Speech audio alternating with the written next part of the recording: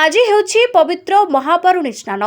ଗଞ୍ଜାମ ଜିଲ୍ଲା ଆସିକା ଋଷିକୁଲ୍ୟା ଓ ବଡ଼ ନଦୀର ଉତ୍ତରବାଙ୍କ ସଙ୍ଗମ ସ୍ଥଳରେ ପିତୃପୁରୁଷଙ୍କ ଉଦ୍ଦେଶ୍ୟରେ ବୁଡ଼ ପକାଇବା ପାଇଁ ହଜାର ହଜାର ଶ୍ରଦ୍ଧାଳୁଙ୍କ ଭିଡ଼ ଜମିଛି।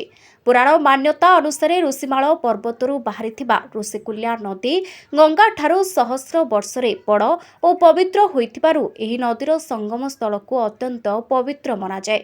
ଲୋକଙ୍କ ବିଶ୍ୱାସ ଅନୁସାରେ ଏହି ସଙ୍ଗମ ସ୍ଥଳରେ ବୁଡ଼ ପକାଇ ପିତୃପୁରୁଷଙ୍କ ଅସ୍ଥି ବିସର୍ଜନ କଲେ ସେମାନଙ୍କ ଆତ୍ମା ସଦ୍ଗତି ଲାଭ କରିଥାଏ। ସେଥିପାଇଁ ଜିଲ୍ଲାର ବିଭିନ୍ନ ଅଞ୍ଚଳରୁ ହଜାର ହଜାର ଶ୍ରଦ୍ଧାଳୁ ଆଜି ଋଷିକୁଲ୍ୟା ଓ ବଡ଼ ନଦୀର ସଙ୍ଗମ ସ୍ଥଳରେ ପହଞ୍ଚି ପିତୃପୁରୁଷଙ୍କ ଉଦ୍ଦେଶ୍ୟରେ ଜଳ ତର୍ପଣ କରିବା ସହ ପିତୃପୁରୁଷଙ୍କୁ ଶ୍ରାଦ୍ଧ ଦେଇ ଅସ୍ଥି ବିସର୍ଜନ କରିଥିବା ଦେଖିବାକୁ ମିଳିଛି।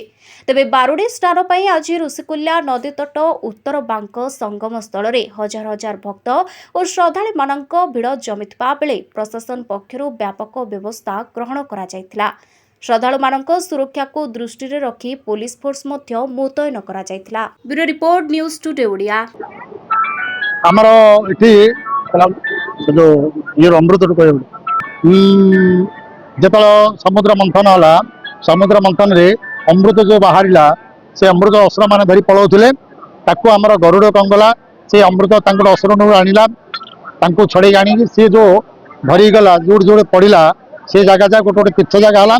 ଆଉ ଆମର ଏଇଠି ଚିରସ୍ରୋତା ନଥିବା ଯୋଗୁଁ କେବଳ ଚୈତ୍ର ମାସ କୃଷ୍ଣପକ୍ଷ ତ୍ରୟୋଦଶୀ ଦିନ ମଘା ସତବିଶା ନକ୍ଷତ୍ର କୁମ୍ଭ ରାଶିରେ ସମସ୍ତେ ଏ ଅଞ୍ଚଳରେ ଆସି ସେଇଦିନ ତାଙ୍କର ବାପା ମାଙ୍କର ଅସ୍ଥି ବିସର୍ଜନ କରନ୍ତି ଏବଂ ଅନ୍ୟମାନେ ଧର୍ମ ଅର୍ଥ ମୁଖ୍ୟ କାମ ଚତୁର୍ବର୍ଗ ଫଳପ୍ରାର୍ଥୀ ଇଦନ୍ତେ ଛଞ୍ଚା ଦକ୍ଷିଣା ଭୋଜନ ଇତ୍ୟାଦି ଦିଅନ୍ତି।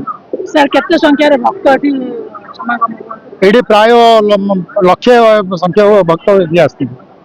ଏ ଅଞ୍ଚଳର ଏ ଗଞ୍ଜାମ ଜିଲ୍ଲାର ପ୍ରାୟ ଏଇ ଅଞ୍ଚଳକୁ ଆସନ୍ତି ଅସ୍ଥି ବିସର୍ଜନ କରିବାକୁ।